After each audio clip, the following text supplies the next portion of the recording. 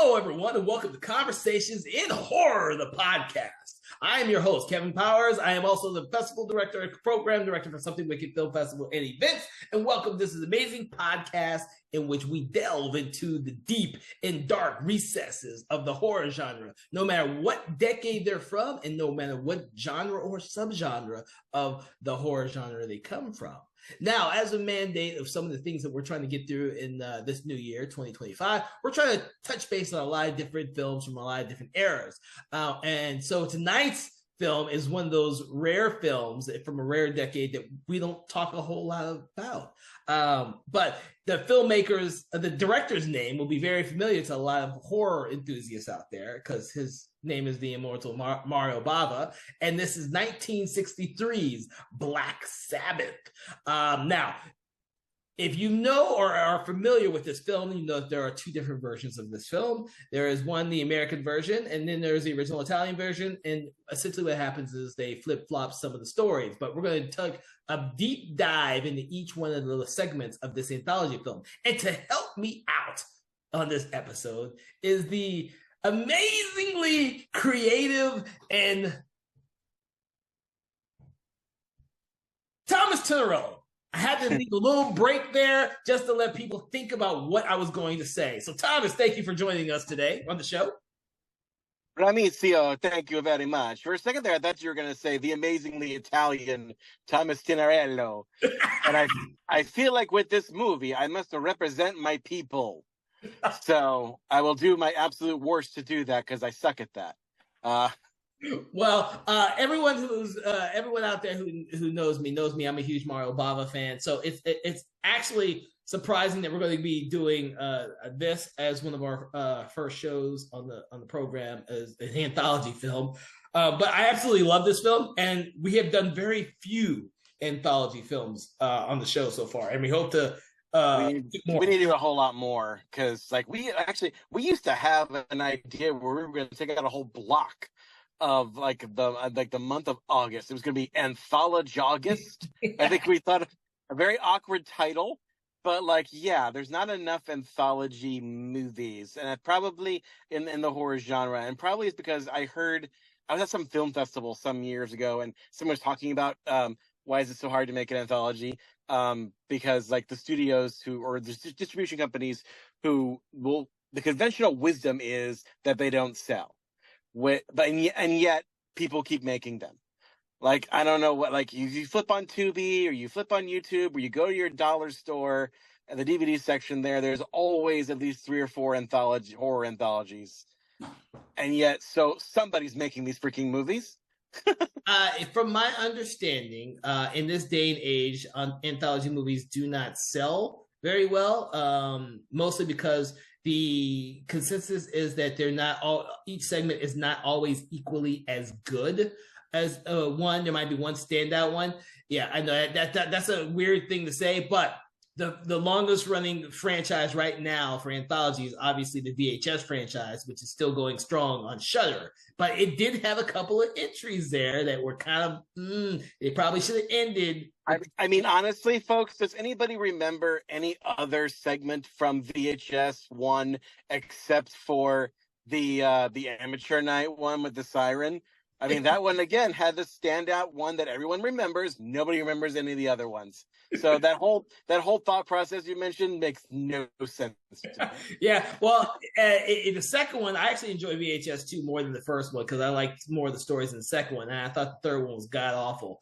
But they came back with the fourth and fifth one, now that they're doing them based on different years and decades. I actually really like what Shudder's doing with the series now. So, and they're not all equally as good either. There are some segments that are pretty bad. There's always, and actually, there's always varying quality in the stories of any anthology. But that's kind of part of the appeal of it. Is if you want variety, and also the short horror story has always been part of the building blocks of the genre. You know, especially when you go back to Edgar Allan Poe, he never wrote he wrote one novel, and it's not his best work either. It's all the short stories that everyone remembers. H.P. Lovecraft, I don't think that man ever wrote a long form thing. Even though I'm not a I'm not a huge fan of Lovecraft myself, but I know lots of people are. But yeah, so and I know now that I think about it, I think maybe the part of the reason why maybe these low budget anthologies just keep getting cranked out is I think some of them cheat by acquiring shorts that have already been existing out on the interwebs. Like, for instance, I saw not too long ago, I sat down on Tubi and watched a anthology called Hilarious. And it's and it's literally, not to get too far on a tangent, but it's literally just horror comedy shorts. And that's all they had in common, is that they're all horror shorts that are funny. And I thought, oh, that's a neat idea. But it has no wraparound or anything putting them together except for that genre. And there was at least one short on there that I had seen on this other shorts collection series called Etheria, which is supposed to collect all the great noteworthy shorts in horror and science fiction and fantasy from prominent up-and-coming women directors. So, and there's another anthology I can think of where it's like that too, where there's a guy who's like a radio DJ or something, and most of those shorts were stuff that were already available on YouTube or something. So, for whatever reason, I guess the director knew them, and he just like cobbled it together. So, that's a great way of like not spending any money.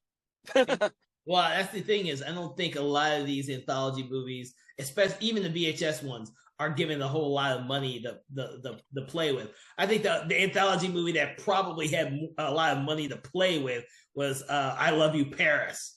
Oh, Paris Je T'aime. Yeah. I love Paris Je T'aime. Yeah, but I guarantee you they had some money to put behind that one.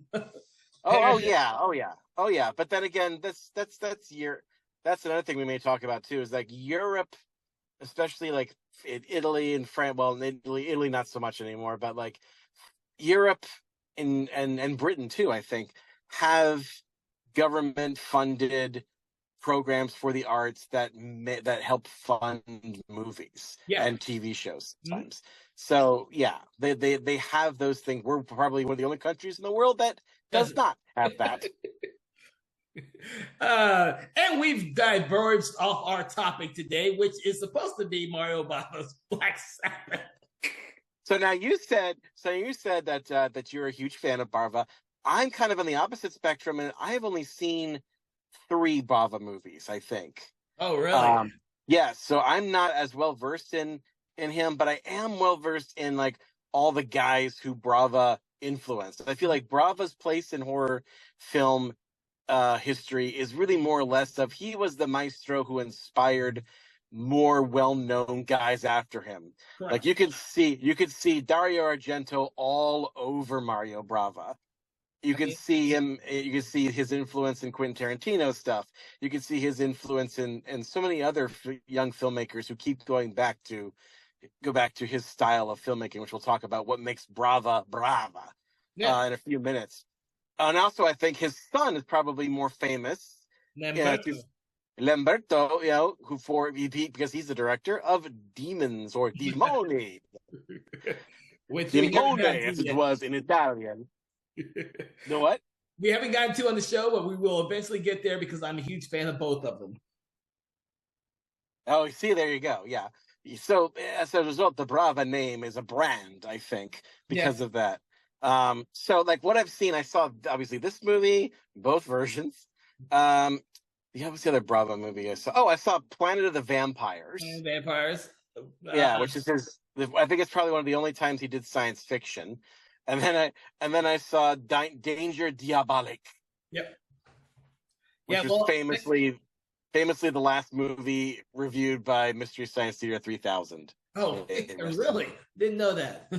But the good thing is, it was the last movie of the original series before they had the reboot series. But yes, it was the last one. Well, thankfully. So. No, go ahead. Yeah, you were. I'm sorry. I was pretty much done with my train of thought. You go ahead. Well, thankfully, most of his films have now become readily available.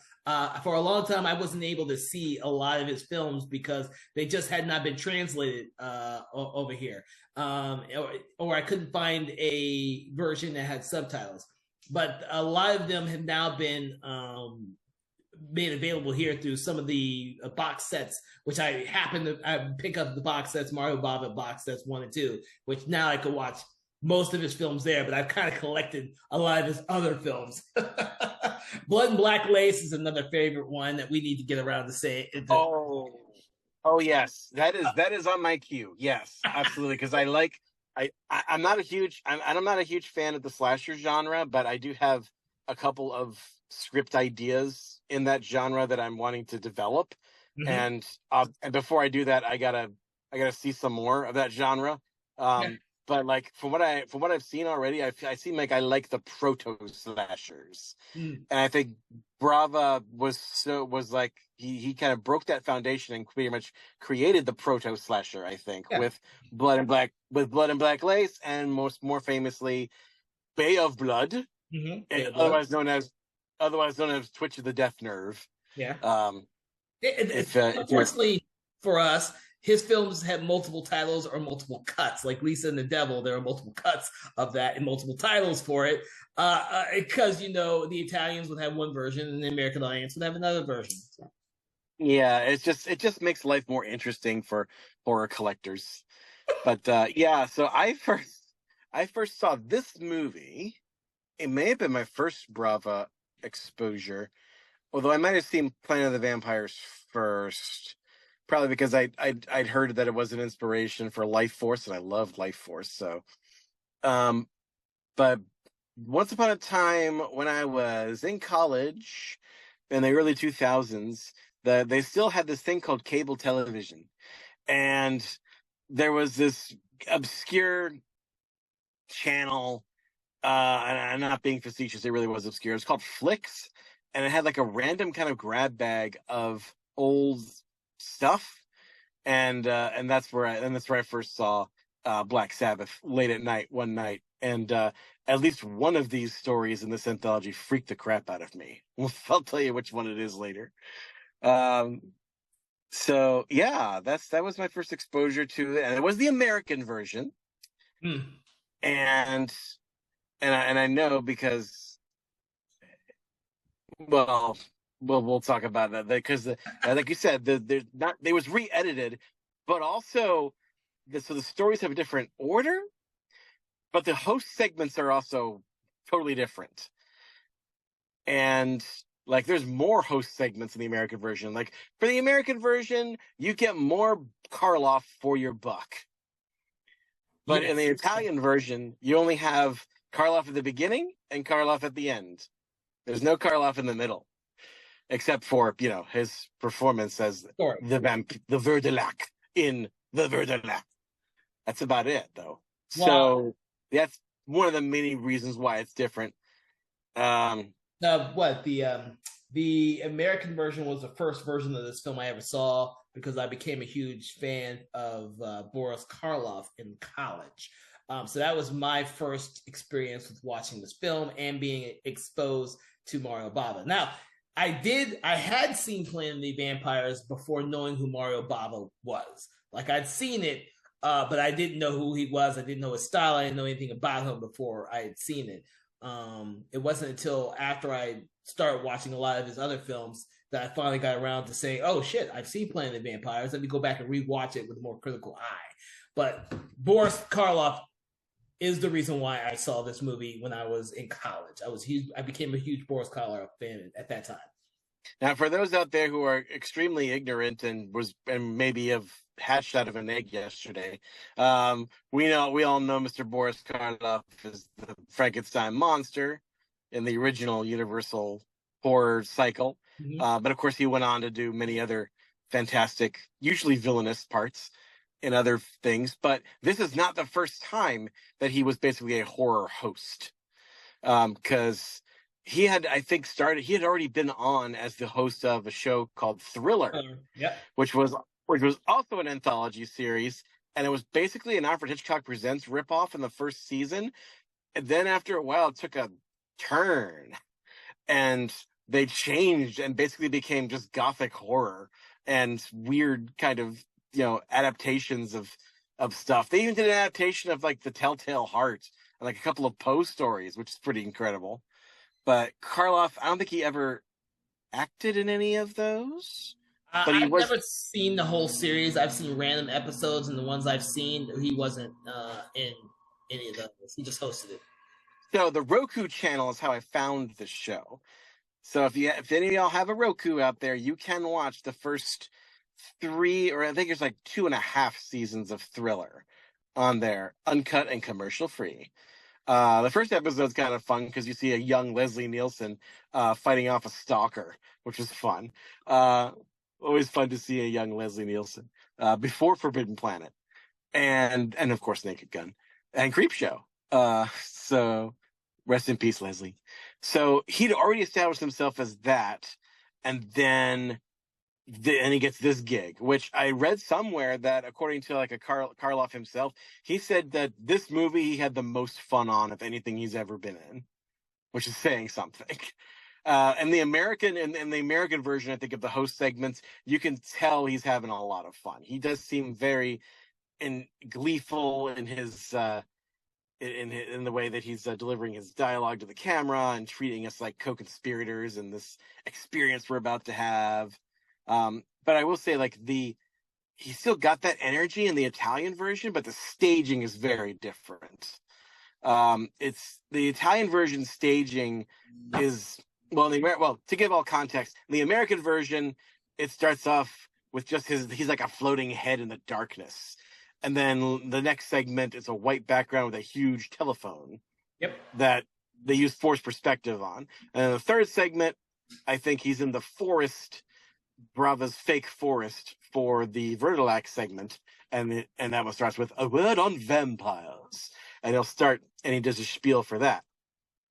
The Italian version, there's no floating head thing. It just starts off with a big, wide, like, stage with whirling kind of colors behind him, like it's like it's smoke or some kind of subconscious wave of shadows coming from behind him, and then the camera slowly zooms in on him.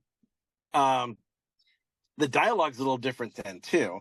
I tried to make a note of that, but I feel like the question then that you guys out there might not, who haven't seen this movie yet, might ask, well, which version should I see if I just had to pick one? And honestly, I feel like you should see both, because they have their strengths and weaknesses. I'm not sure I prefer either.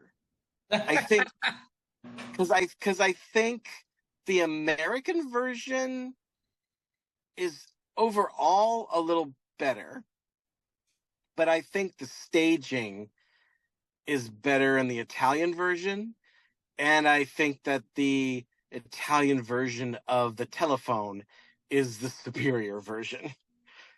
Yeah, well, I think a lot of people have seen the American version or prefer that because obviously it ends with Boris Karloff's story, the Verdelak. And so then after that, it goes straight to the fake scene, the fake movie making scene, and then it leaves audiences a bit more satisfied than to have the Verdelak, the second story in the anthology. So. Yeah, in the Italian version, it's like a big Karloff sandwich, where you have the Verdelak, and then you have telephone is the beginning, is the first story in the Italian version, or Il Telefono, as they would call it in Italy. Then I Verdelak in the second one, and then it ends with, in my opinion, the best of the three is Drop of Water. So, at least the Italian version, you have a kind of progression of quality. The stories get scarier and scarier. But in the American version, I could see why they shifted it there, because they wanted to bury the lead. They wanted to put their star as like deep in, they didn't want people leaving without seeing a drop of water, because that would be a crime. Because like I said, I think it's the scariest of the three stories. And yeah, I mean, I know what they did, but like I said, I think it behooves y'all out there to see both versions. Yeah. Well, let's talk about each of the segments. Let's start with the telephone. What do you think about the telephone? Telephone. So, the thing about this story, first of all, like, we should probably say, like, where these stories come from. So, like, Mario Bava is considered one of the people who also, like, not only invented the modern slasher, with Bay of Blood, but he's also credited as being the person who pretty much invented the genre of giallo in film. Mm-hmm. And this story is a classic giallo in every sense of the word. Although later on he would do The Girl Who Knew Too Much, and that is considered in fact, I think it was released the same year. And that movie is considered the first giallo feature film. This would be the first giallo thing, period. And for those of you out there who don't know what that is, I will try and represent it for my people. So a gialli here is basically stories of crime and murder and salacious stuff, and sometimes with horror elements in it that were usually Italian translations of hard-boiled crime novels and also like mysteries like Agatha Christie and stuff like that. And just because censorship laws were so big in bookstores in Italy at the time, they were not allowed to have salacious covers. So they just put yellow covers with a title on it. And that is what the word gialli means, which means yellow. So these were like yellow stories, yellow films, and that's what this is. So in this case with the telephone, it's basically a crime story. You could easily see like a toned down version of this, especially the American version, which cuts out the lesbian subplot, which is not really a subplot. It's a layer of her character that makes things make more sense, in my opinion. It makes all her motivations make more sense.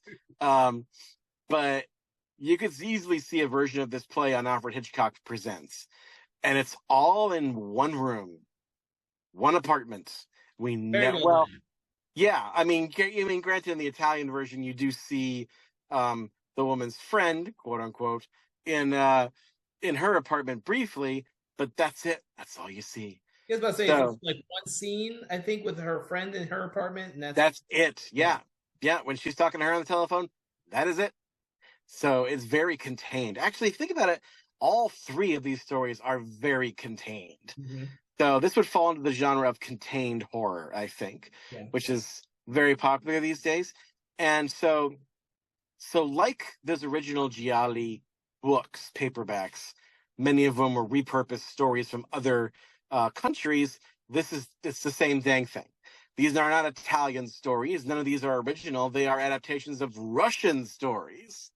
And I'm not sure. I didn't have time to look him up, but I could swear that he said that the two that I don't remember who wrote Drop of Water, but well, I don't know if the Verdilac is like an old folk tale. Yeah. And I think is it Chekhov or Tolstoy who wrote that? I don't know. I don't know if it's the Chekhov, as in the guy who wrote The Seagull and many other famous like Russian tragedy plays, or if the Tolstoy that he mentions is Leo Tolstoy, the guy who wrote The Brothers Karamazov, but because those two last names are very common in Russian. So I don't know. But it would be cool if it is, because those guys are very, very famous and brilliant writers, apparently. Although me personally, I don't really like Russian like drama literature for some reason. It just doesn't appeal to me. Probably because it's usually very droll and very life is terrible. You're going to commit suicide. I'm going to hang myself. And everybody is named 3 different things, and they're all very long and very hard to pronounce. Yeah. So that is why I usually don't like Russian literature. And they're usually big, thick books.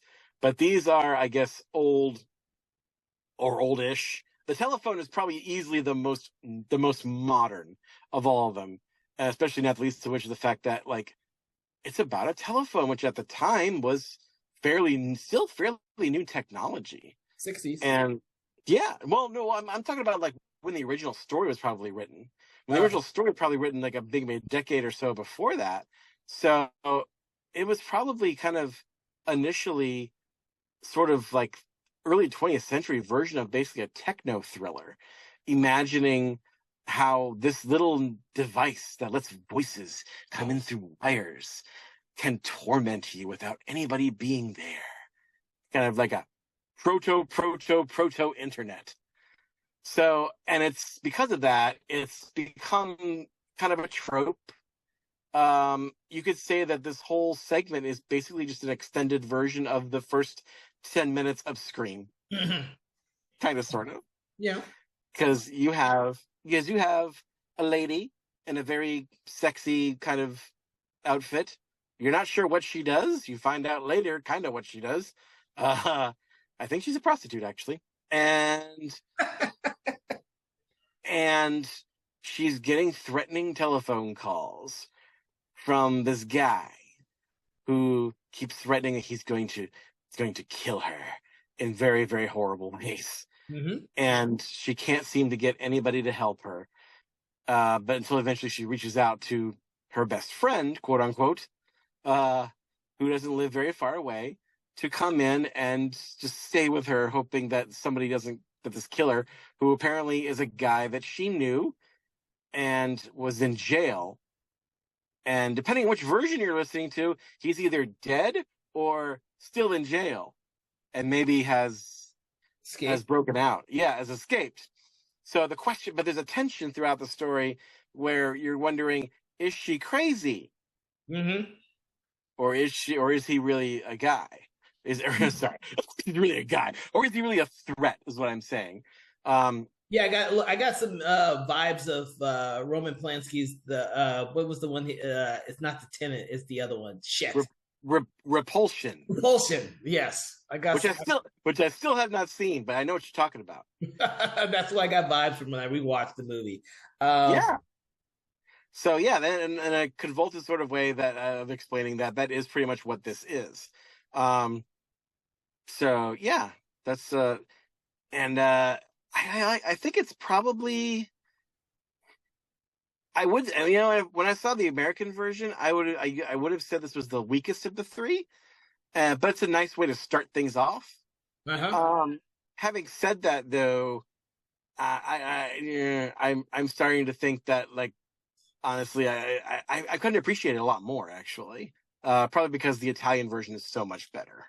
Yes, but also, you kind of keep in mind that when you think about later films like Repulsion and Scream, and the ideals in those films are directly related to this early version of a slasher in the Giallo films. A lot of the tropes of the Giallo are found in this film and didn't exist before this film was released. You have the mask killer with the not the mask killer, but you have the killer with the black gloves. Like POV shots with the killer. You never see who the killer is, even though you have a sense of who it is. You don't actually see it. But then, of course, there's the big reveal at the end that he's not the only person manipulating people. In those type of things, I guarantee you, when this originally came out in the '60s, were new and revolutionary and scared the crap out of the audiences. But because those things have become cliche now, if you've never seen this movie and you're watching it for the first time now, they do seem kind of old and tired and cliche, because you have to realize this was before its time in the 60s. This movie has come a long way and influenced a lot of different filmmakers and storytellers since then. Yeah, but I still think that, like, modern audiences will still get a kick out of these, because at least with the telephone, it's a kind of case study in building suspense. Mm-hmm. I mean, Bravo's not Hitchcock, but he gets darn close. It's all about psychological suspense, and Brava does that really well. And also, Brava is known mostly for how he uses color, which, by the way, thank God for color. I really freaking hate that in this modern film landscape, we have this freaking war against color. I don't know why everything has to be diffused, why everything has to be soft focus. I hate it. I freaking hate it. That was like one of the reasons why I hate Denis Villeneuve's Dune, because he just drained all the color and life out of everything. Whereas Brava is just all greens and magentas and blues and supernatural, sickly looking greens, and phenomenal. Even in the first version, which actually this one, and the telephone either version, is probably, as far as the colors, his use of color is probably the most muted it's mostly white and black, and I think the telephone is red, isn't it? Is it red or is it black? I believe it is red. Yeah, red phone. That was one of my notes. Okay. I made notes on the red phone too. Okay, so that phone is red. So of course the red, of course, it shows it as a vessel of evil and violence, which it totally is. So yeah, that's probably, and there's also like some kind of weird colors coming from outside from the windows. There's also like the threat of a storm outside, which, my gosh, I'm a sucker for that. It gets me every time. I love a good thunderstorm in a horror movie. Uh, and so yeah, that's one of the cool things. I mean, yeah, you're right. It is a very familiar scenario, but but I think that it still strikes me as very modern, especially if you're watching the Italian version, because the Italian version, the two women are not just friends; they are ex-lovers. So. And she calls. I can't even remember the main character's name. I think I wrote it somewhere. But anyway, Rosie. What? Rosie. So Rosie, who apparently is a prostitute, who turned in this criminal, Frank, I think was his name. I don't know. But yeah, we'll just go with that. Anyway, to the cops years ago, and she thinks he's stalking her. But then in the Italian version, you find out that it's actually her friend who is doing the threatening calls. You find out that she is doing this voice, which doesn't make sense, because like they show her putting like a cloth over the receiver to disguise, quote unquote, her voice. It wouldn't quite work that way, but okay, we buy it anyway. But yeah. I thought, and you find out that she's doing that to kind of get back at her for jilting her. And then later on, when she actually gets there and stays with her and waits till Rosie goes to sleep, she's writing a letter of apology, saying it was me. You don't have anything to worry about. I'm sorry. I thought it was a way to, get back together with you. It's really crappy of me. I'm sorry. And then, spoilers, folks, the door opens, and it's the killer. It's Frank. He really did break out of jail. Yep. And then we have our first genuine giallo murder with a stocking and a neck. Yep. And death. So yeah, so I think that if you include that scene and that subplot, it makes all of the friends' decisions makes more sense. It motivates everything a whole lot more interestingly, as opposed to in the American version where she's writing the note basically saying, I drugged you to make you sleep so that I could call the loony people because I think you're going crazy. It's basically what she's saying. Yeah, that's just what... Which is like, when's she going to read that letter? When she's in the loony bin already? Are they going to read it to her and she's in a straitjacket or something? It doesn't work. Although they do add, probably at the behest of Samuel J. Arkoff, who owned American International Pictures at the time, which distributed this movie in the United States. Faithful listeners to this show will recognize Samuel J. Arkoff as the guy who was executive producer for lots of Roger Corman's movies, including Mask of the Red Death and most of the Poe flicks he did. So this does have a Corman connection. And they add this thing where, after another spoilers, Frank is dealt with by Rosie. So this is kind of progressive in the sense that Rosie is sort of she does take charge in the end. She does vanquish the guy. So it kind of makes her kind of a final girl in a way. But yet the telephone still has his voice. It's like his ghost will not leave her. It will haunt her through the telephone. Zoom in, scream. I guess. Okay.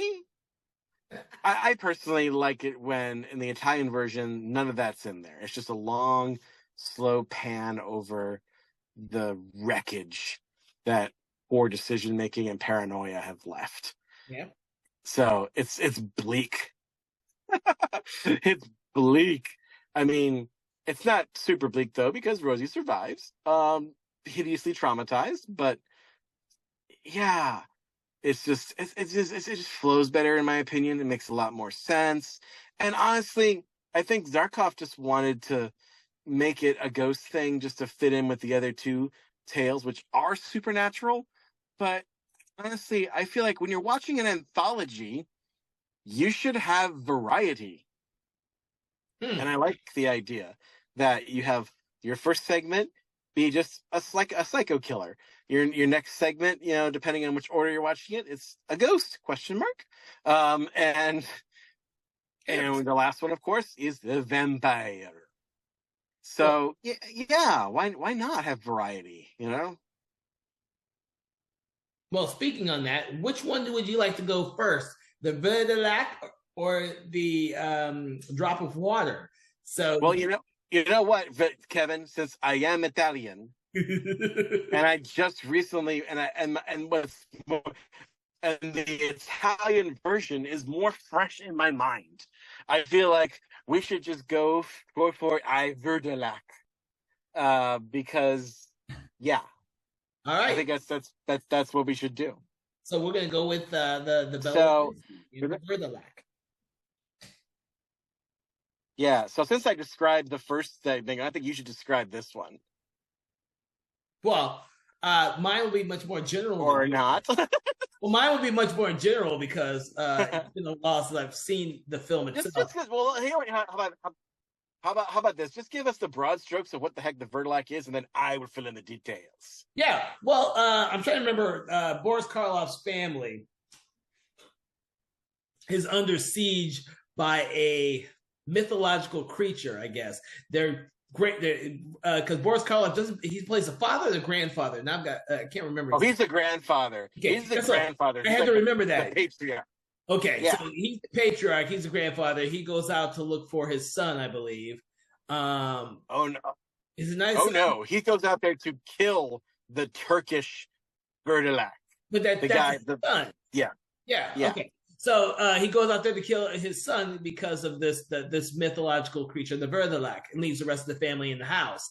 And of course, like the Verdilac, if you're not familiar with that whole trope, it's kind of like a vampire for this other culture. It's more or less a vampire. It's a dead person who's come back and more or less. I don't think they really bite people as much as they kind of give their this infection back to them, and then they all die, and then they come back again. So it's a vampire-esque type of creature. Now, Boris Karloff is probably the very best person to play the Verdilac, and he's the patriarch of the family. He goes out to try and kill the Verdilac, but he's kind of late. And so we get a lot of this family dynamic going on in their house from the different family members before Boris Karloff's character returns. And of course, when he returns, the family notices there's something different about him. He's not acting the same. There's something different about him. And unfortunately for the rest of their family, they become too late to realize their fault by allowing this creature to enter their house, invited themselves. Yes. So, and if those of y'all out there, diehard horror fans and people who are cultured and intelligent individuals, and who maybe have a subscription to Mubi, this story will seem very familiar to y'all because it's been adapted many, many times, and it's been adapted most recently as The Verdilac. Yeah, I'd say a French film that. By what? A year or two ago? Like it's really recent. Yeah, like last year. Okay, yeah. I'm gonna say. Have you seen it? I have not yet. It's on my list, but I couldn't. Yeah. It might be more noteworthy to call it the one where the vampire is a puppet. That's kind of what it's known as these days. But yeah, I hear it's very good. I haven't seen it, unfortunately, but I know it exists. But I've seen clips of it, and yeah, it looks like it is the same story, completely, except that I think they put it in France instead of Russia. But in many ways, it is a very Russian story, and it is very, very bleak. This It's is probably very bleak with the family, a whole aspect, and their patriarch coming back and essentially killing them all. I mean, it's a bleak story. They all, yeah, and that's part of what blew me away about this when I rewatched it, or especially this version, is like, mind you, this is 1963. The Hays Code was still a thing 6 years ago, 5 years ago. Really, it's technically still a thing, but like the part of the Hays Code used to be like evil cannot triumph over good. And you could make the argument that the girls in the other two. By the way, this movie as a whole is very female driven. Now that I think about it, but like you could make the argument that the two main characters, the ladies in the other two stories, quote unquote, got what they deserve, unquote. It's a misogynist kind of way of looking at it, but you could make that argument for this segment. No, nobody. This is just straight up Jobian tragedy. Nobody deserves. Nobody did anything wrong. I mean, what did Karloff's character do that was so wrong? He went out and killed a monster that was killing people in his countryside, threatening his family. He did the right thing. What was the only thing he did wrong? He stayed out too late. Because that was the whole thing when they tell the count. Yeah, if grandfather does not come back before midnight tonight, he has been gone for 3 days. On the third day, if he does not come back at midnight, he will not come back as himself. He will come back as a creature, an undead thing, the Verdelac. Yep. Of course, because they say Verdelac, they never say the word vampire. Nope. But actually, yeah, I'm kind of wonder if they even use that term in Italian cinema at all. A vampire. I have to look. Oh, I'm sure that there is an Italian vampire movie out there somewhere that uses. Actually, now that I think about it, I could swear that Brava himself made a vampire movie where they use that term, and I believe it is considered the first sound Italian horror movie that he made. I think in like the late 50s, and it's called I Vampiri, which is Italian for I Vampire or The Vampire. Because I mean, even the so-called vampires, the Planet of the Vampires, isn't really vampires. Yeah, they're aliens who drink blood. Yeah, exactly. But like, I think in this version, he's still playing with the accepted European myth of what a vampire is. Because I don't think you ever see their fangs, but they do drink blood. Mm-hmm. You do see punctures on their necks. It is unclear if sunlight does anything to them, but they only ever really seem to come out at night. Although the way Brava shoots his outdoor scenes, it seems like night doesn't really exist unless it's shot in a studio, because like his day for night stuff looks terrible. It looks like day. So it can be a little confusing, thinking, wait a minute, I thought did we just jump ahead 4 hours? Is it like, I thought this was supposed to be midnight.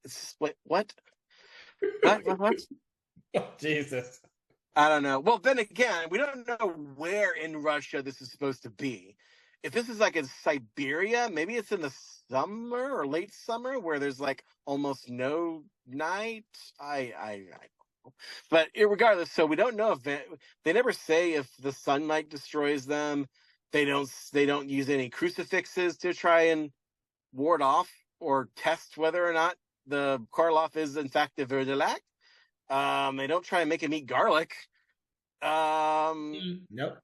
No, there's like almost no. There's almost no rules that we can fall back on. The only thing that seems to kill the vampire is if you cut their head off, because that's how he kills the Turk. Is he cuts? Karloff comes home and he's like, "I found him, I got him, and I brought the head back with me." Boom, and there's the head of the severed head. Which that severed head they hang outside their cabin, and it's just kind of hang it. They don't even hang it by a rope. It's hung by the guy's hair, and it's just his severed Turkish head with a long handlebar mustache coming off of it.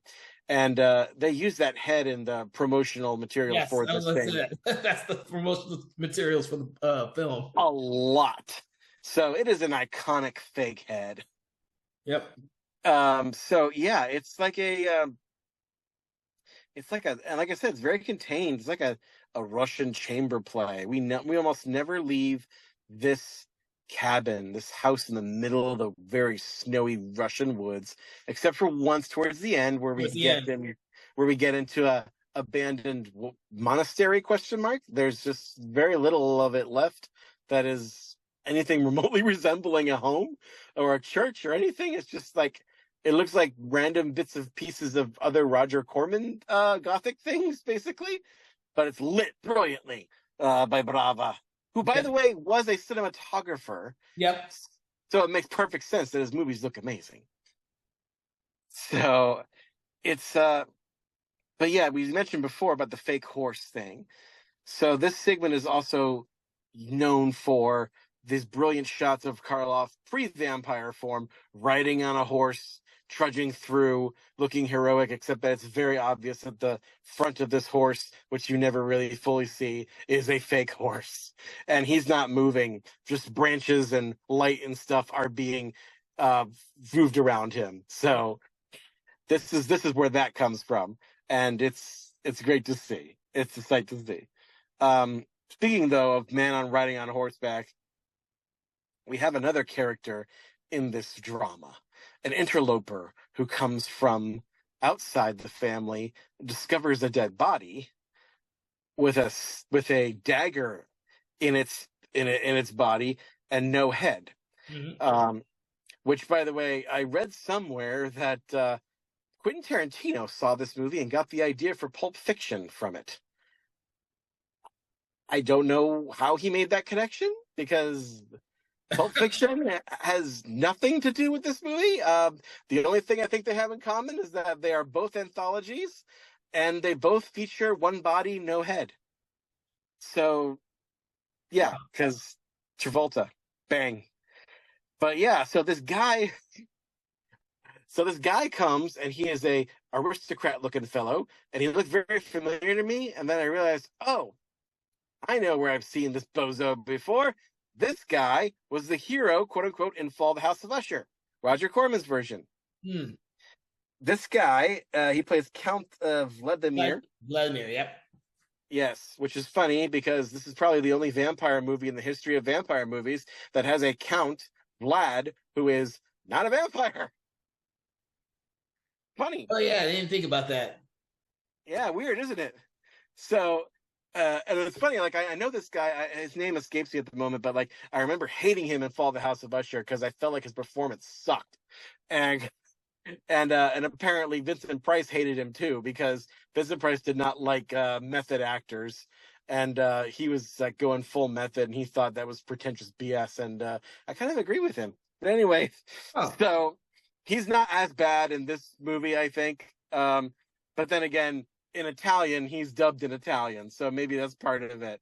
Because this movie is, make no mistake, folks, this movie was shot in English, but dubbed in Italian, because a lot of Italian movies are shot in English, or people from different countries will just speak their lines in their language, no matter what the other person is speaking to them. And they'll just dub everything in Italian later, or dub everything in French, or whatever the distribution is, because the Italians don't shoot sound while they are shooting. They make all the sound effects and everything and dubbing post-sync. And so they were doing that at this time as well. Yep. So, but anyway, this guy, Count Vlad, discovers this dead body, and I don't think you see in the American version, but he pulls up the body, and you see the bloody stump for a bit, and then he's like, whoa. Which they did cut from the American version because gore might affect the delicate American sensibilities. Yes, I believe so. Yeah. But he takes the dagger back. He finds the cabin, takes the dagger back, sees, ooh, there's a dagger imprint on the wall, just like this one. This must be where it's from. But then the younger sons come and see him and they're like, hey, what are you doing breaking into my house? And they put a gun on him. He's like, oh, I was just wandering around and I found this dead body here and I found this dagger. I wondered if they belonged to you. Which he's right about the dagger. It does belong to them, but the body does not. No. So, but anyway, apparently in this version, the only way you can kill a vampire or a Verdelek is to stab it in the heart, and cut its head off, and preferably take the head somewhere else. It's the only way that which is probably why in Bram Stoker's novel Dracula, that is how they kill Count Dracula. Dracula does not get killed by a stake through the heart in the original, or get sunlight, while he's making out with the Mina character, like in some other versions that are out in theaters right now. But no, it's just stab him in the heart with any old knife will do. That's it. That's all you got to do, and then cut the head off. That's it. That's all you got to do, and that probably comes from this story. So this bit of Russian folklore has been passed around for ages. No one really knows how old this story is. But so yeah, the Count is confused, and he tries to explain the whole one body, no head. And they've told him that it was a Turkish criminal who may have been a Verdelak, and that if his father's knife was in the criminal's back, he's like, oh, I guess that makes everything okay. And at this point, we kind of get to what I call I think all three of these are in a way a curse narrative. And what I mean by that is it's a type of horror where somebody does something and that results in an evil being passed on to them. So like in Telephone, technically she kills her enemy, and either his ghost is now passed on to her telephone and will torment her forever, or not. But in this story, you have a guy goes out to kill a vampire. He now, in killing him and not coming back home in time, has become the thing that he sought to kill. And now the cycle of horror starts all over again. Interesting. And you'll get the same thing later on with Drop of Water in a much more tangible way. And this makes me think of, I just recently finally saw Smile and Smile 2, which, by the way, is, I think y'all out there probably already know, that's probably the best way to watch Smile and Smile 2, because Smile 2 picks up right where the last one left off. And if you haven't seen Smile 1 and watched Smile 2, you would probably be very confused. But it's awesome. What? I wouldn't even know, because I just breaking off in this and talk about Smile. I don't remember anything from Smile. I just know that Smile 2 is a far superior film. I loved Smile 2, and the first one it did nothing for me. Nothing. I know, it blew my mind when I saw it. I'm like, I was so hyped to see this one, and I was like, it's just meh. And I'm like, how did it make so much money that it justified a sequel? But I'm like, I'm glad it did, though. Because now it's just the mad prequel to this awesome movie. But I feel like you can watch it and be like, what was that burning body? Why is he seeing that? Why is he killing these Russians? Well, it's the same I feel with the Purge movies. The first Purge is not that good of a movie. The Purge movies get better with the sequels. They get much better. That's what I heard. Yeah, for sure. But that is the same kind of thing where it is a curse that is passed from person to person. And so it's the same thing with the Verdelak, except that with the Verdelak, it is a vampire who specifically targets people who the dead, the former human loved in life. Yes. That's the main thing that makes it. So it's a curse narrative. It's also a plague narrative, in the sense that you have a plague that is spread and has a patient zero, in this case, the Turkish guy. And it's going to spread like a virus to all the other people one at a time. And that's how this thing kind of goes. And of all the segments, I feel like this one is probably the most colorful. This one's gotten the most of Brava's. Oh, yeah. Brilliant colors and shadows are everywhere in this movie. Oh yeah, Karloff's reveal, because you don't see his face when he first steps off the horse, and everyone's looking at him and wondering what he is. Is he human? Is he not? And he goes against the post and leans up against it, turns his face, and zoom, there he is. And he's just terrifying looking, but yet he's just a dude. He's still just a dude with a huge mustache and lots of he's more hair than face, really, but what amazing hair. And Admittedly, I feel like in the Italian version, his performance is diminished a little bit because he's dubbed in Italian by another actor. Mm. And also, I gotta tell you, I'm always weirded out when I watch foreign films with American or British actors in them who are dubbed in another language. It weirds me the heck out. I'm like, I know that person's voice. That is not how they sound. And I know they do not speak that language. That is weird, and I can't abide it. All right. It weirds me out. Well, yeah. Well, let's move on to the last. Always weirds me out.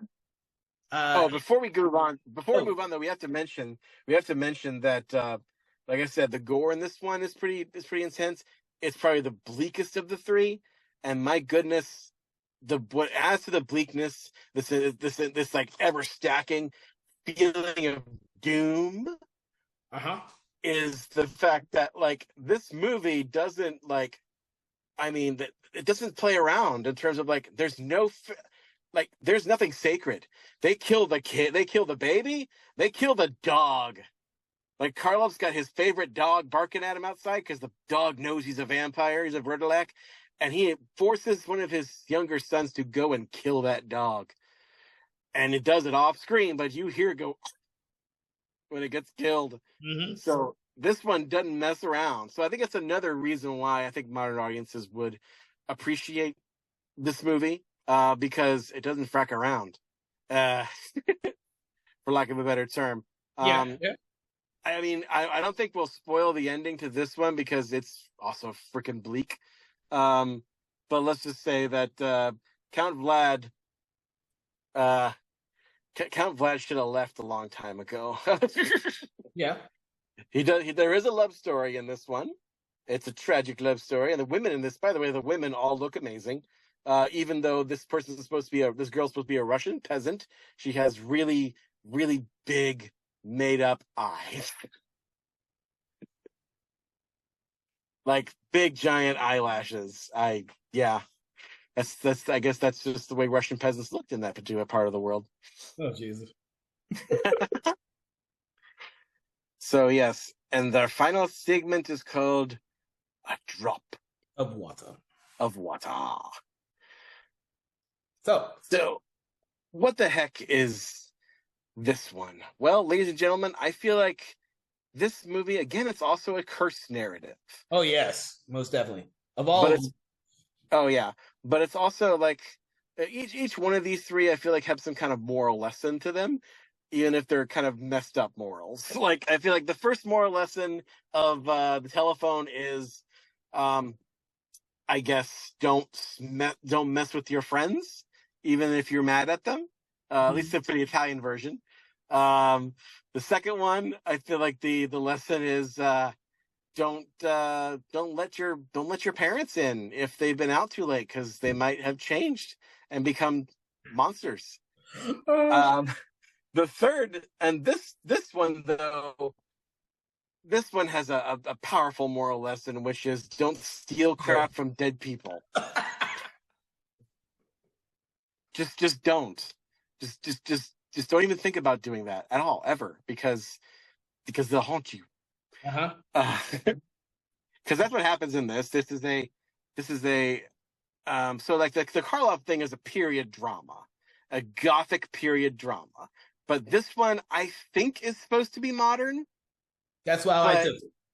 Yeah, but I feel like the way her apartment is shot and the set decoration and everything, it feels like it's from an earlier time than the telephone. Like, is there even a phone in her apartment? I don't ever remember hearing it ring. I don't think so. I didn't make any notes about. I don't think so. It feels older. It feels from a slightly older time, although there is some like flashing, I think, yellow or bright light outside of her room that's from, I think, a neon sign or a flashing sign. So there is electricity. There is running water, obviously, plays very prominently. But there's no mention of cars. So it has this old world feel to it. And I feel like it also has more of the shadows and the lights and the greens and the blues that come in and make it feel more dreamlike. Especially across the corpse's face. You see a lot of... Okay, so before we get too far into it, yeah, this is a story about a nurse who was called in the middle of the frickin' night to take care of the corpse of a medium who has died. Yep. And oh my gosh, that corpse is one of the most scariest things I've ever seen. Yeah. Although, correct me if I'm wrong, I think this by the way is probably the one segment that was messed with the least by Zarkov. It's pretty much intact in the Italian version. I believe so too. Yeah, but I think maybe my memory is messing with me, but I feel like the zoom in on the corpse, that initial reveal, was a little faster in the American version. Because when I watched the Italian version, it was a bit slower reveal. It's still terrifying, but I feel like it's a bit slower. They may have messed with that. I'm not sure. But folks, if you haven't seen this movie, do not go and Google image search the face of this corpse, because it will. I think it will detract from your enjoyment of this movie. Just watch it in the context of the movie, because I don't think you want that spoiled. It's so. I think, like, we know we're on the internet savvy age. We've seen dead bodies a lot. We know what they look like at various stages of composition, but I feel like even if it's a fairly obviously fake makeup looking dead body, it's still, when done right, can still be terrifying, because sometimes corpses do look like that. They can have a waxy looking appearance. They can look like a maquette. And this one can look that way, but its freaking eyes and rickus looking grin, just like, I can't describe it. It's like some kind of hell hag that's just permanently frozen face of just like, it almost looks like the illustration of the Babadook, I think, the way its mouth is. Yes, it does actually. And that's what makes it so interesting. And one of those images that stays with you long after watching the film is the image of this dead medium on the ground, because that's, and thankfully that's her job, because they probably wouldn't be able to get away with it if it was not. Yeah, I agree. It's like, so like she goes to, so the nurse has to go in and take care of this corpse, and the question is, how did she die?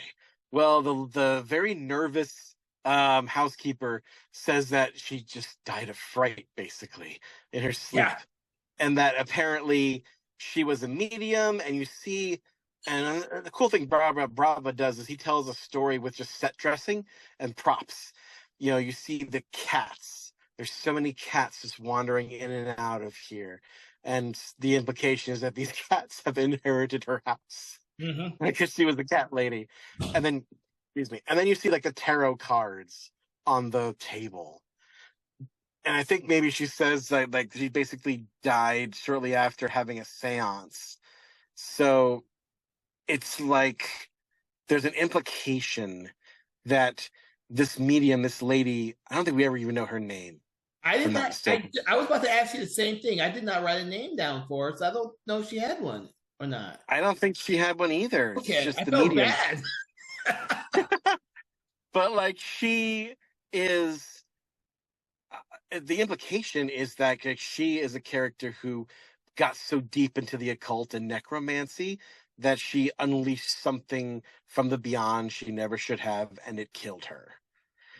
And that's the implication. I feel like that makes this segment have a whole lot in common with something like Smile, where you are seeing the beginning, where you start your story with the ending of a previous story, and that it's an evil that's going to be passed on. In this case, it is passed on because this nurse, who I guess is overworked and underpaid, decides to try and steal this priceless looking ring off the very fat and mummy-like hands of this corpse.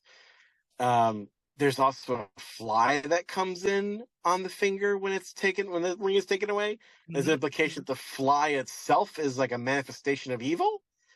And then of course there is the titular drop of water that she heard when she was in there while she's preparing the corpse, which I don't think, by the way, the drop of water and the fly kind of freak her out a little bit, and she just kind of leaves. I don't think she ever actually finishes her job.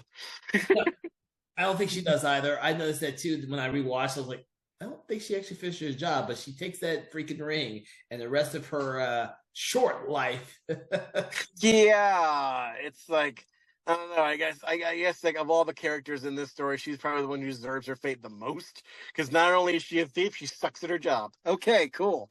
So yeah, that's the other moral lesson for this is like, if you're gonna do a job, do it well and do it with integrity, or you're gonna get haunted by ghosts. Oh my god.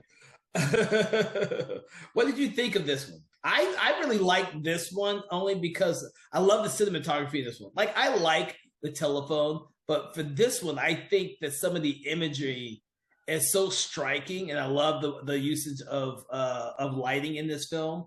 Yeah, lots of greens, pinks, and blues. Yes, and the thing is that this film, I think because we're not supposed to like the nurse, it's okay to like, oh, this all happens because she steals from a fucking corpse. Whereas with, like you said, the second one, the Vertilac, is very bleak because the family didn't really deserve all the tragedy that came to them. So, I was kind of fine with how this one played out.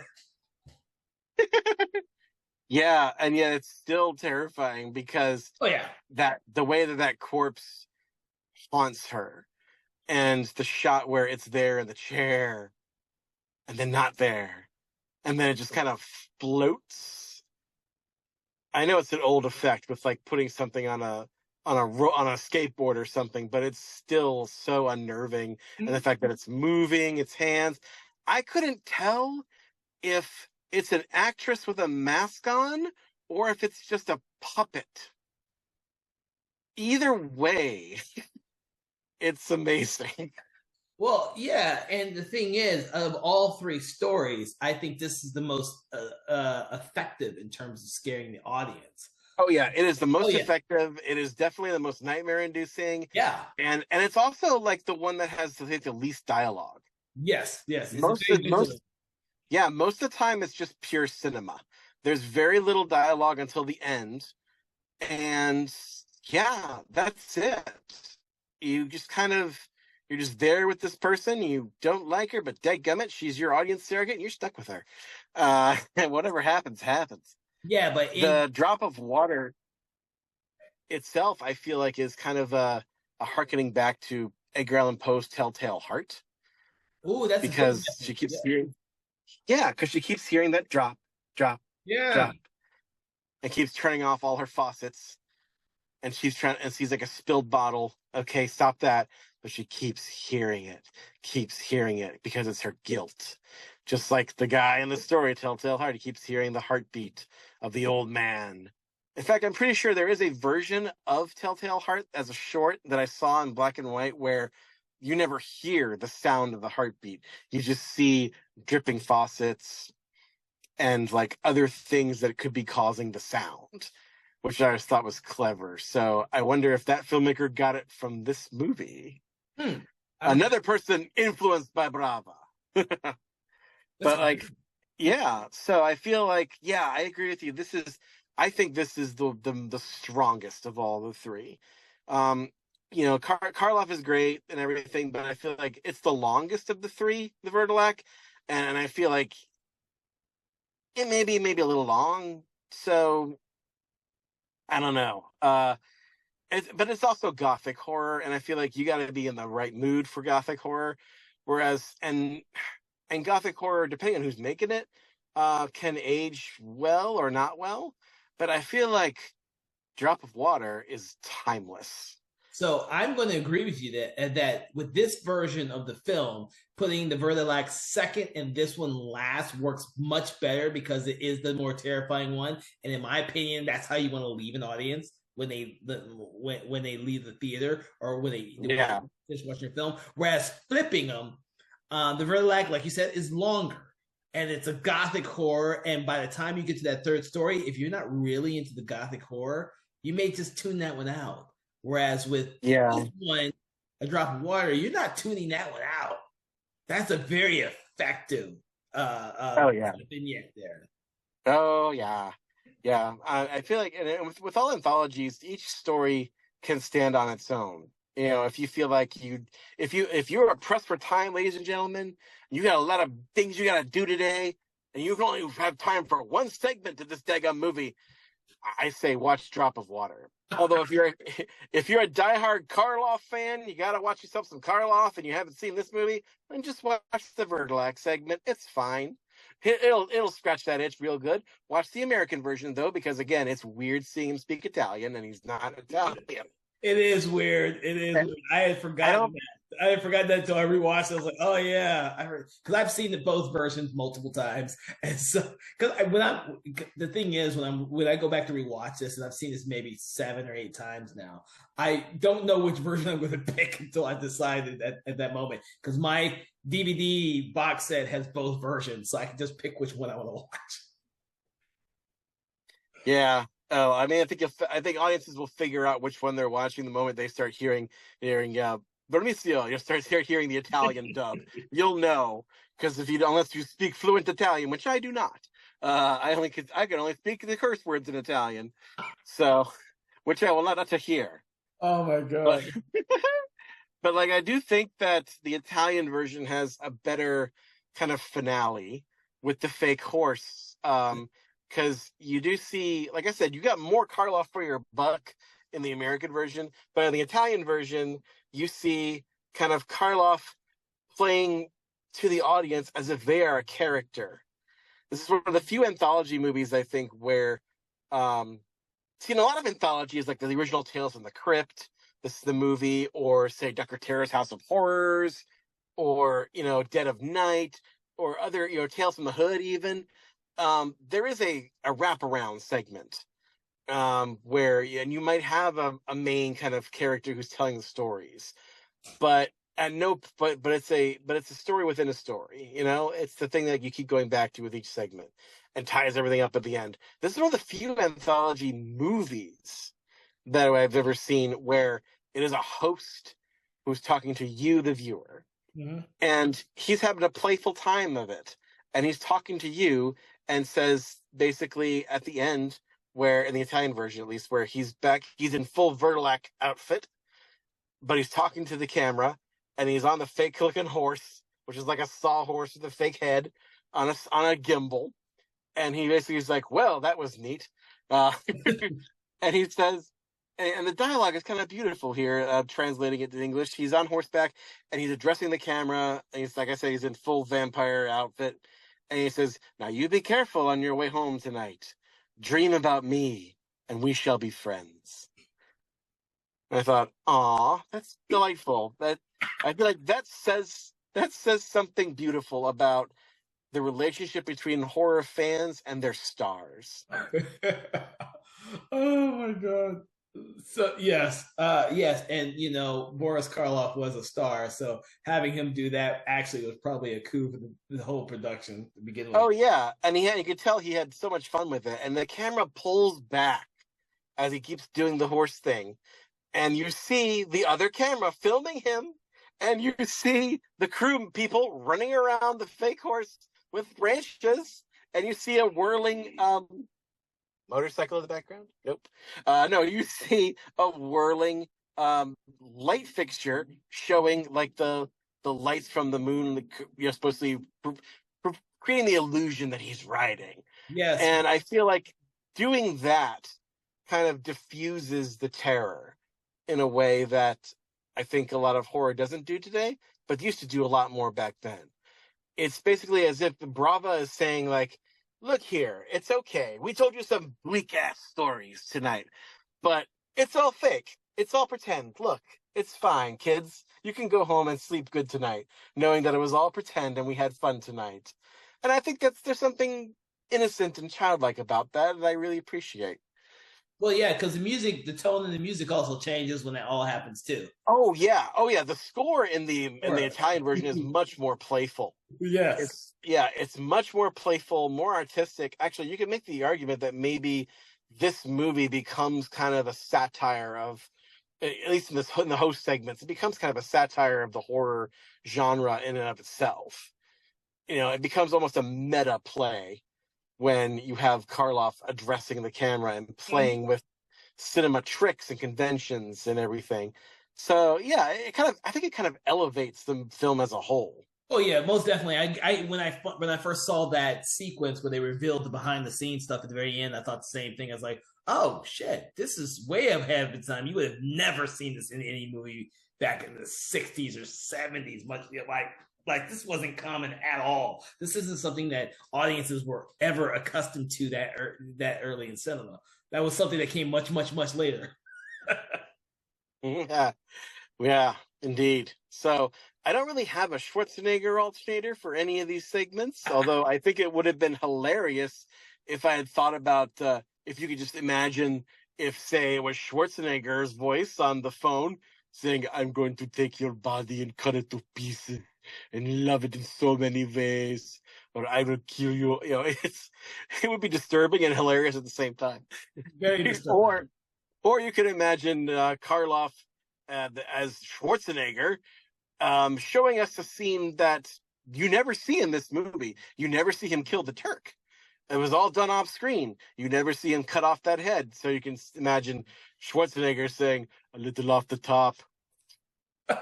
Good God.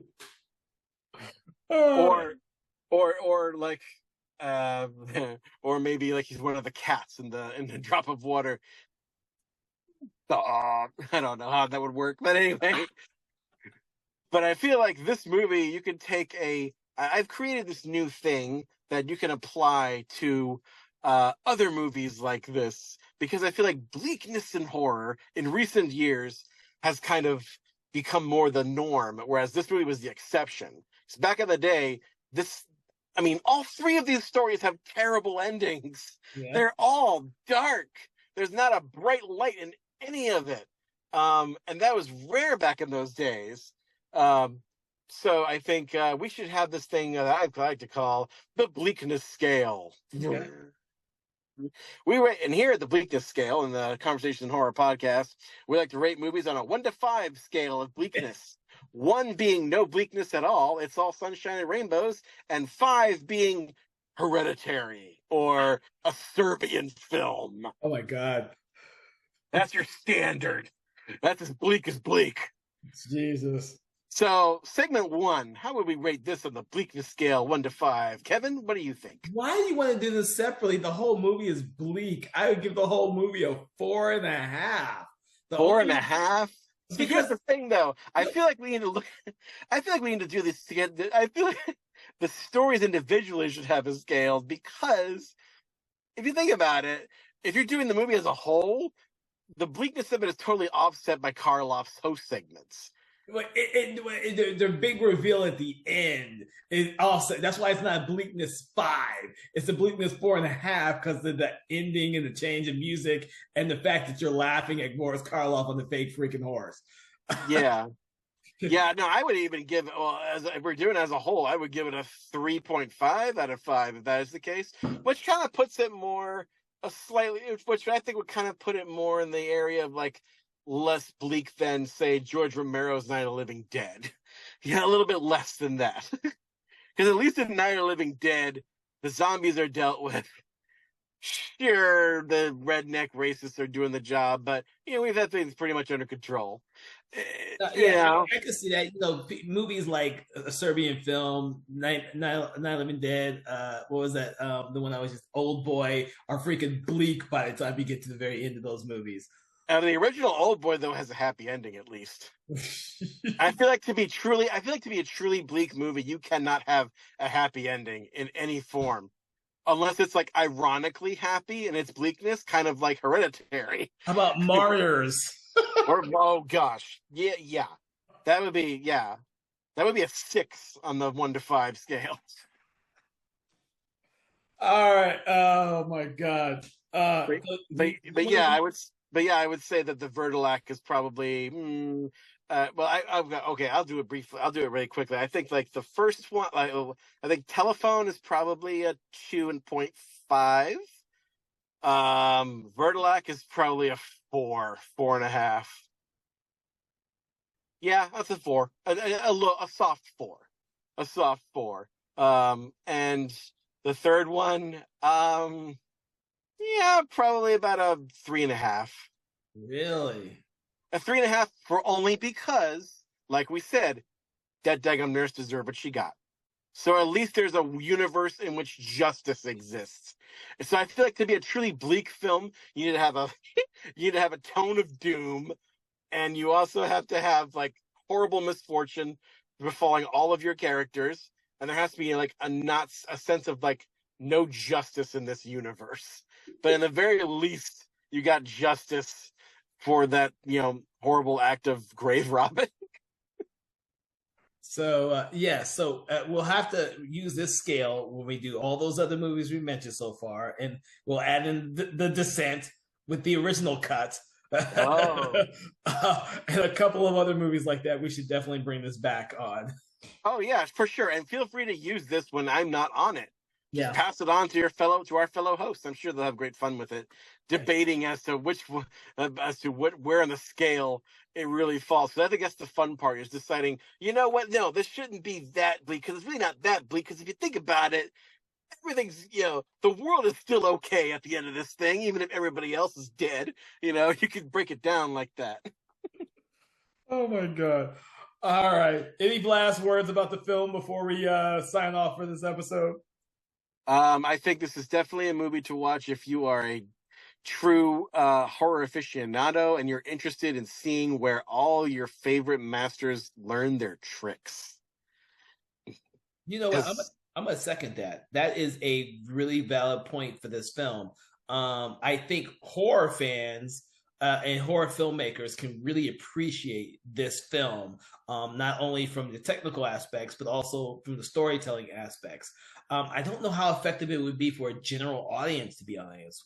To be honest with you, they might find it entertaining. I don't know, because anthology movies they're like so infamous in our culture now. I mean, yeah. I mean, also, it's like, I think it depends on how you pitch an anthology to people. Because, like we said, if you think about it, Pulp Fiction is an anthology movie. Yeah, but it's not pitched as one. But if you pitched it as such, you could be like, oh, well, then I guess that's okay then. Because, like, they'll be like, okay. Or if you could just pitch it like, it's like Tales from the Crypt, where it's different stories. So, like, oh, okay.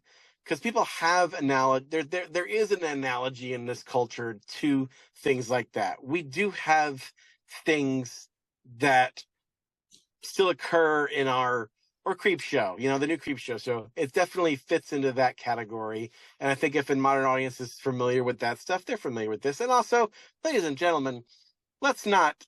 I don't know why I said ladies and gentlemen. I'm really addressing the host here. I have found that today's young people should not be underestimated.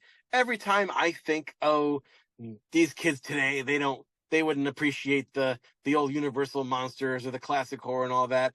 Whenever I say that and I get down on it and I think, those things are gone, I stumble across a Facebook group called, Classic Monsters, where most of them are people under 20 in that group.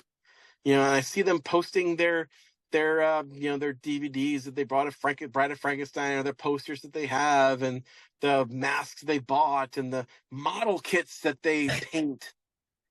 They have model kits that I didn't have when I was a kid. So these kids these kids out here are discovering the stuff because, they're dissatisfied with the crap that's out there now, and they're going back. So, yeah, you never know with the kids these days, man.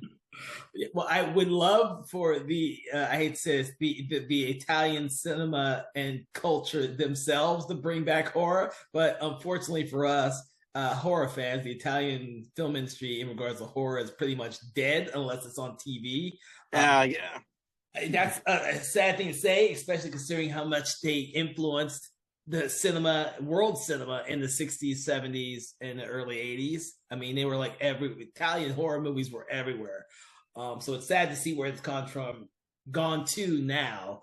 But this is an amazing anthology film, just like I would talk about Dead of Night as being an amazing anthology film that I think everyone should watch. Whether you like anthology movies or not, they're both great movies in general.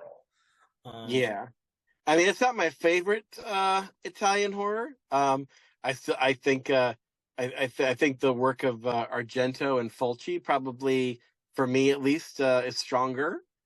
But that's just my opinion, and I'm entitled to be wrong. Well, me and you talk a lot about Fulci. We haven't done a lot about Argento yet, but me and you've done some Fulci, and we're gonna get back to it. Yeah, for sure. So, what do we rate this movie, Kevin? I'm gonna still give it a 4. This is still a favorite of mine. I've seen it 7, 8 times, probably 9 now that I just rewatched again. And this is a film I watch both versions, which I don't always do. I can't remember the original version of Lisa and the Devil, but I don't watch Lisa and the Devil anymore. I watch the other version. I can't remember what it's called to save my life. They're on the same disc on my box set. So. I think it's actually called Exorcismo or something. Yeah. Something with an exorcist in it. Yeah. I could have them backwards. I watch the Italian version more so than the other version. The other version's like it's like they just re-edit the whole thing and it doesn't make any fucking sense. But this one is one of those rare movies where I've seen both versions and I flip-flop them all the time. It doesn't really matter to me because I enjoy all 3 stories for different reasons. Like we've been talking, they're each different stories, but I enjoyed each of them differently for different reasons. So I still give it a 4. I'm gonna watch it again probably in a year or 2 just for the hell of it because I'm a Mario Bava fan. But be a fan or not be a fan and enjoy this movie. So yeah, and I think it's I don't think they've changed the title for this one that much when it was released overseas. And in case y'all out there are wondering, yes, this is where a young English band called Earth had been out of the movies one Saturday afternoon in England and saw it at some point and think, oh, that's a pretty good title, Black Sabbath. I think maybe we should change our band name to it. And it's like, and they said, all right, that's a good idea. That man, of course, was Ozzy Osbourne, and that band was Black Sabbath. So with that little tidbit, I want to thank you, Thomas. Wait a minute, folks. You didn't get my rating and my object that I picked to rate this movie. I usually go after you, so that's why I forgot. You do your rating first. That's okay, Kevin. I appreciate. I accept your apology. So I think there's only one object I could pick from this movie to rate it. It's the severed Turkish head. It's the iconic giant handlebar mustached plastic head that's hanging off a post. It's in the posters. I feel like it defines this movie. Although I could swear there's a version of the poster where there's a headless Boris Karloff riding on horseback with his own head. There is. And that's confusing as heck because that never happens. Spoilers, folks. No. So, yeah, I would rate this 3 out of 5 severed Turkish Verdelak heads. Well, mine will be 4 stolen rings off of a medium who's dead. Ah, there you go. That's good. I like that. That's why you go first, because so I don't forget that we do this. Good to know. Good to know. All right, so with that, I want to thank you, Thomas, for joining us for Conversations on Horror on Mario Bava's Black Sabbath. From everywhere, and from everyone here at Something Wicked Entertainment, everyone out there, we hope that you've enjoyed this episode. Make sure to check out some of our previous episodes on a lot of different films from a lot of different eras and a lot of different subgenres. Also, make sure to like, subscribe, do that thing you do with podcasts to be up to date for some of the stuff we have coming up for you soon here at Conversations in Horror. Thank you so much and have a pleasant day. Conversations in Horror is a Broken Lighthouse Pictures production, written, produced, and directed by Kevin L. Powers, executive producer Kelly A. Inoka. All contents and material from this episode of Conversations in Horror is copyright 2025 Broken House Pictures.